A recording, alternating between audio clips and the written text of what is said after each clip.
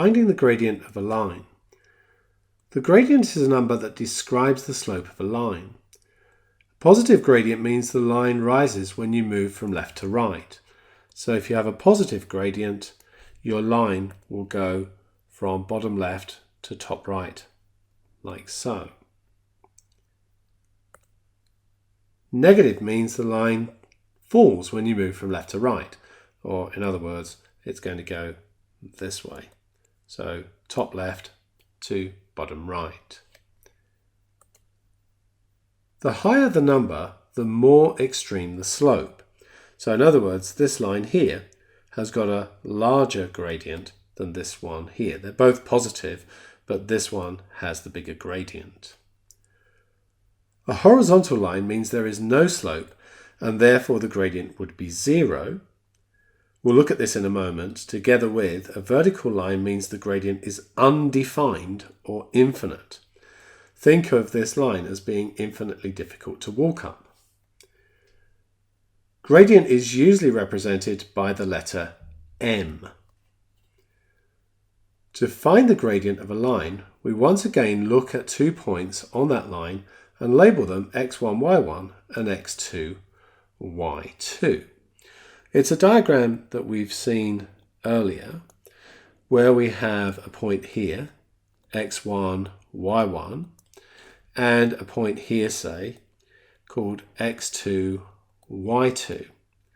And we've got the line in between those. The gradient is m is rise over run, or m equals vertical distance over horizontal distance. Remember that the horizontal distance between coordinate A and coordinate B is x2 minus x1, and the vertical distance is y2 minus y1. So we've looked at this before. This is y2 take away y1, so just the y-coordinate take away the y-coordinate here. So the y-coordinate of the top one take away the y-coordinate of the bottom one gives us that distance, and this distance is x2 minus x1 just here.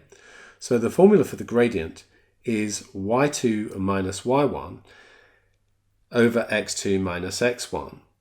Now, if you think about a horizontal line, so if we think about a line being horizontal, like so, then the y-coordinates are all the same.